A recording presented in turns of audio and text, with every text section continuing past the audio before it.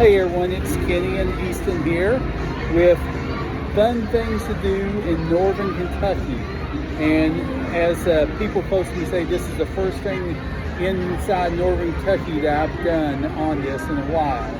But today, Easton and I are at Hotwheels monster truck Glow and Fire at NKU. Easton, do you feel like this is a good event? Would you give it a thumbs up? Yay! All right, if you're see Hot Wheels monster trucks come in your area, come out and see them. Talk to you soon.